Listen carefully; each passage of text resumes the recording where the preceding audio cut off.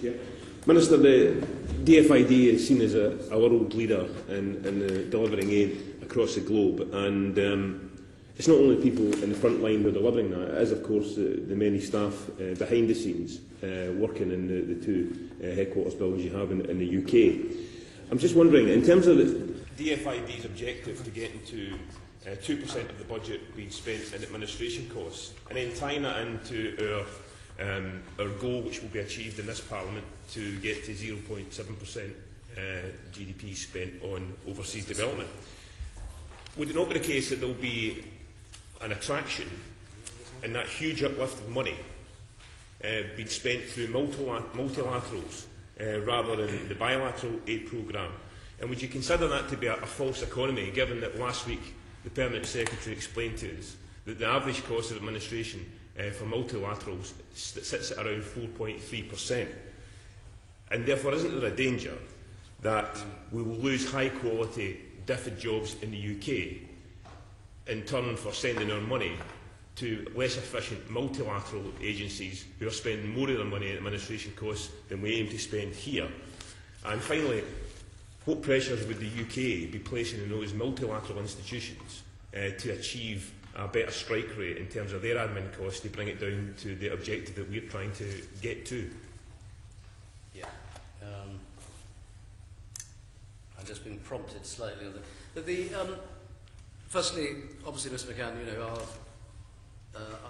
parallel headquarters is in your constituency, and I visit it as regularly as I can. And beautiful part of the world.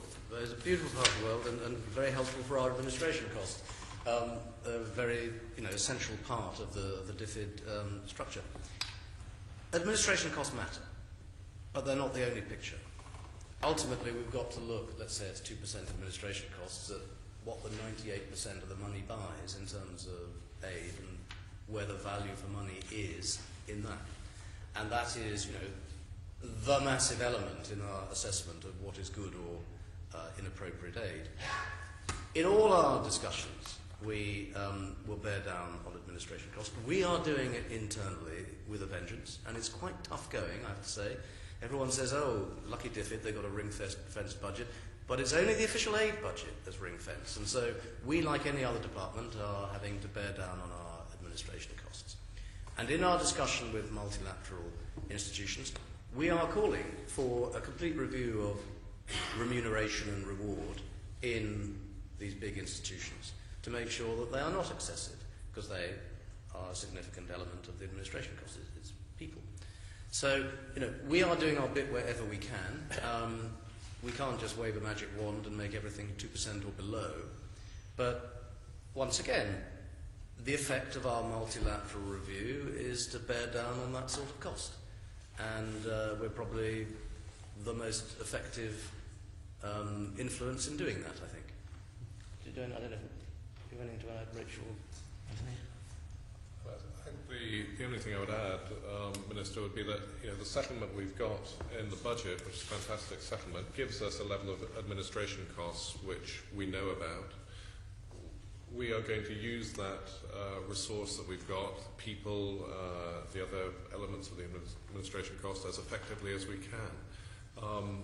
And we are looking, as the Minister said at the beginning, across all of the different ways of achieving the maximum value from our programme.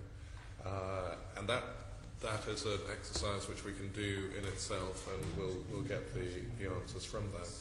But we won't be able to get additional administration costs by choosing to use one form of assistance that requires more staff. I'm not sure I understood your question. Well, let me give you, for instance, if you've got £500 million to spend on a particular part of the aid budget, and in order to administer it in the UK, it will cost 2% of that £500 million. And an alternative is giving it to a multilateral, which will spend 4% of that money on administration costs. Will that influence your thinking and lead you to the judgment that you'll spend it bilaterally rather than multilaterally?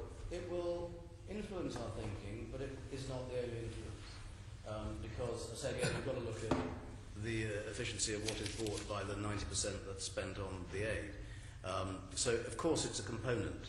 But the danger is if you only look at admin costs when you're comparing two options, is that it's not a perfect analogy, you know, the tail wags the dog. Sure.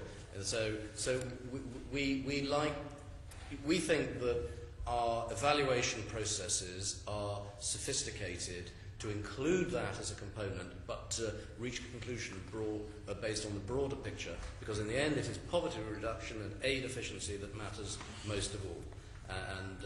You know, it's that big total picture that would guide us and steer us. Thank you. Thank you, Chair.